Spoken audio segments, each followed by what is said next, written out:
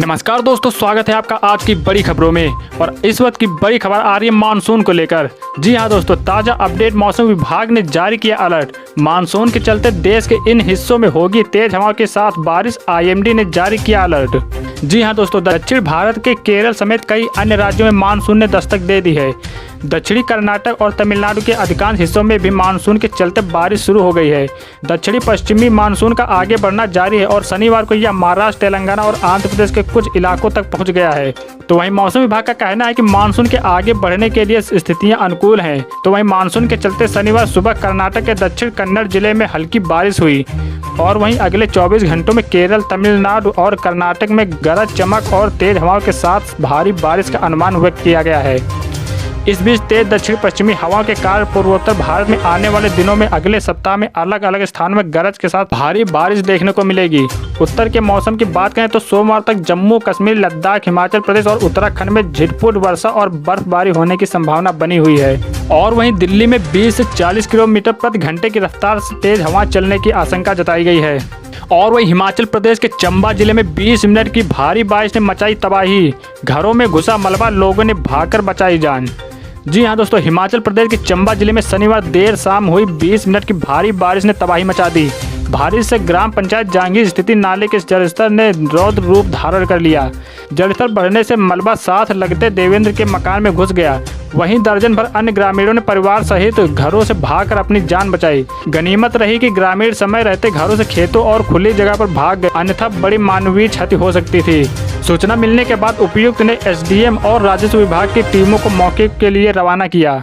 तो वहीं चंबा जिले के जांगीर नाले में शनिवार देर शाम करीब 7 बजे के करीब भारी बारिश बाद नाले का जलस्तर काफी बढ़ गया। जांगीर नाला मलबे से लबालब होने और नाले के किनारों पर क्रेट वॉल ने होने से मलबा और कीचड़ लोगों को घरों में जा पहुंचा।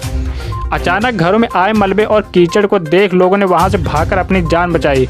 तो वहीं मलबे और कीचड़ से सारा सामान खराब हो गया। ग्रामीणों ने जिला प्रशासन और सरकार से कई बार इस समस्या का समाधान करने की मांग उठाई। ग्रामीणों का कहना है कि उन्होंने सीएम हेल्पलाइन नंबर और पंचायत से 2 बार प्रस्ताव बनाकर जिला प्रशासन को प्रेषित किया। बावजूद इसके अभी तक इस दिशा में कोई भी उचित कदम नहीं उठाया गया। प्रभावित ने बताया कि शनिवार देर शाम भारी बारिश के बाद 200 मीटर लंबा और 60 फीट चौड़ा मलबे और कीचड़ का ढेर नाले में जमा हो गया है। तो वहीं भारी बारिश कहीं पर तबाही मचा रही है तो कहीं अब भारत के कुछ हिस्सों में 3 दिनों में अपना असली रंग दिखाएगी गर्मी। इन राज्यों का होगा बुरा हाल, मौसम विभाग ने किया अलर्ट। जी हां दोस्तों, भारत मौसम विभाग ने कहा है कि अगले 3 दिनों में उत्तर पश्चिम भारत के अधिकांश हिस्सों के तापमान में 3 से 4 डिग्री सेल्सियस की वृद्धि होने की संभावना है, जबकि जम्मू कश्मीर, लद्दाख, गिलगित बाल्टिस्तान और मुजफ्फराबाद, हिमाचल प्रदेश, उत्तराखंड, पंजाब, हरियाणा, चंडीगढ़ और दिल्ली के पश्चिमी राजस्थान में 7 जून से 9 जून तक मौसम शुष्क रहने वाला है, यानी कि अत्यधिक गर्म होने वाला है। जी हाँ दोस्तों, बिल्कुल सही सुना आपने। मौसम कार्यालय ने कहा है कि अगले सप्ताह की शुरुआत का तापमान में क्रमिक वृद्धि होगी और अगले 24 घंटे के दौरान रविवार तक अधिकतम तापमान में कोई बड़ा बदलाव नहीं होगा। साथ ही अगले 24 घंटों के दौरान मध्य भारत के अधिकांश हिस्सों में अधिकतम तापमान में कोई महत्वपूर्ण बदलाव की संभावना नहीं है, लेकिन उसके बाद वहां के तापमान में भी 2 से 4 डिग्री सेल्सियस की वृद्धि होगी। हालांकि अगले 4 से 5 दिनों के दौरान देश के बाकी हिस्सों में अधिकतम तापमान में कोई महत्वपूर्ण बदलाव की भविष्यवाणी नहीं की गई है। तो वहीं 8 और 9 जून को उत्तर पश्चिम भारत के मैदानी इलाकों में 25 से 35 किलोमीटर प्रति घंटे की रफ्तार से तेज हवा चलने की संभावनाएं हैं। और वहीं उत्तर पश्चिम भारत के विभिन्न ऑब्जर्वेशन स्टेशनों में शुक्रवार को अधिकतम तापमान 33 से 43 डिग्री सेल्सियस के बीच रहा। इस दौरान तापमान हिमाचल प्रदेश में 33.5 डिग्री सेल्सियस, तो वहीं लद्दाख में 37.7 दर्ज किया गया। वहीं 10 जून से 12 जून तक उत्तर पश्चिम भारत के बाकी हिस्सों में मौसम शुष्क रहने की उम्मीद है। और वहीं एक और अगली बड़ी खबर, मामूली राहत के बाद फिर पेट्रोल और डीजल के दामों में लगी आग। जानिए आज का भाव। जी हाँ दोस्तों, देश में एक और कोरोना वायरस का संक्रमण जिंदगी पर कहर बनकर टूट रहा है, तो वहीं दूसरी तरफ महंगाई भी आम लोगों की कमर तोड़ रही है। पेट्रोल डीजल की कंपनियां इन दिनों लगातार दाम में बढ़ोतरी कर रही हैं, जिसमें आम लोगों की जेब पर बोझ बढ़ता जा रहा है। एक दिन की राहत के बाद फिर तेल कंपनियों ने पेट्रोल और डीजल की कीमतों में इजाफा किया है। घरेलू बाजार में डीजल का रेट 29 पैसे प्रति लीटर, जबकि पेट्रोल का दाम 27 पैसे प्रति लीटर बढ़ा है। दिल्ली के बाजार में आज पेट्रोल 95 रुपये 3 पैसे प्रति लीटर, जबकि डीजल 85 रुपये 95 पैसे प्रति लीटर महंगा हुआ। तो वहीं दिल्ली, मुंबई, कोलकाता और चेन्नई में आज यानी कि 6 जून को 1 लीटर पेट्रोल और डीजल का रुपये प्रति लीटर में रेट इस प्रकार रहा है। और वहीं भारत में पिछले 2 महीनों में कोरोना के सबसे कम नए केस, 24 घंटे में 1,14,000 नए मामले, तो वहीं 2,677 लोगों की मौत। जी हाँ दोस्तों, भारत में कोरोना संक्रमण के पिछले 24 घंटे में 1,14,460 नए मामले सामने आए हैं। वहीं इसी अवधि में 2,677 लोगों की मौत भी हो चुकी है।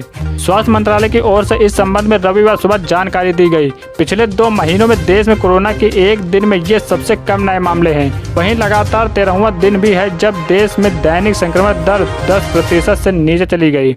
स्वास्थ्य मंत्रालय के अनुसार देश में कोरोना से मरने वालों की संख्या अब 3,46,759 हो गई है। साथ ही कुल केसों की संख्या अब बढ़कर 2,88,09,339 हो गई है।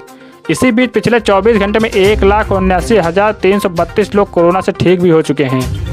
ऐसे में कुल ठीक हुए मरीजों की संख्या अब बढ़कर 2,69,84,781 हो गई है। और वहीं इस वक्त की बड़ी खबर आ रही है, लखनऊ, मेरठ, सहारनपुर और गोरखपुर छोड़कर अब पूरा यूपी कोरोना कर्फ्यू मुक्त हो चुका है। जी हाँ दोस्तों, यूपी में अब सिर्फ 4 जिलों में ही कोरोना कर्फ्यू लागू रहेगा। बाकी प्रदेश में सभी जिलों में कोरोना संक्रमितों की संख्या 600 से कम हो गई है। अब सिर्फ लखनऊ, मेरठ, सहारनपुर और गोरखपुर में ही कोरोना कर्फ्यू लागू रहेगा। अब सिर्फ लखनऊ, मेरठ, सहारनपुर और गोरखपुर में ही कोरोना कर्फ्यू लागू रहेगा। इसके साथ ही प्रदेश में 71 जिले कोरोना कर्फ्यू मुक्त हो गए हैं।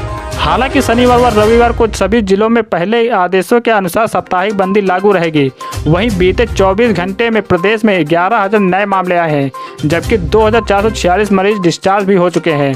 प्रदेश में इस समय सक्रिय मामलों की संख्या 17,944 है। बता दें कि यूपी सरकार कोरोना की नियंत्रित करने के लिए TTT अर्थात टेस्ट, ट्रैक और ट्रीट की नीति पर काम कर रही है। तो दोस्तों, आप इनमें से किस जिले के रहने वाले हैं? क्या आपका जिला भी कोरोना कर्फ्यू से मुक्त हो गया? इसके बारे में कमेंट बॉक्स में जरूर बताएं। और इस वक्त की एक और बड़ी खबर, अब आप भी बिना किसी डॉक्यूमेंट के बनवा सकते हैं आधार कार्ड। जानिए क्या है तरीका। जी हाँ दोस्तों, इन दिनों आधार कार्ड एक महत्वपूर्ण डॉक्यूमेंट हो गया है। ज़्यादातर सरकारी योजना के लिए आधार अनिवार्य है। ऐसे में अगर कोई पहली बार आधार कार्ड बनवा रहा है तो उसके लिए ID और एड्रेस प्रूफ की ज़रूरत होती है। अगर अब आपके पास कोई भी ID नहीं है फिर भी आधार कार्ड बनवा सकते हैं। बिना किसी डॉक्यूमेंट के आधार कार्ड बनवाने के लिए आपको नज़दीकी आधार सेवा केंद्र जाना होगा। वहां इंट्रोड्यूसर की मदद से आसानी से आधार कार्ड बन जाएगा। इंट्रोड्यूसर को UIDAI के क्षेत्रीय कार्यालय द्वारा तैनात किया जाता है। हालांकि इंट्रोड्यूसर के पास आधार कार्ड होना जरूरी है। आधार सेंटर पर समान प्रक्रिया के जरिए आधार बनाया जाएगा और 90 दिनों के आपके दिए पते पर डाक के माध्यम से कार्ड भेज दिया जाएगा।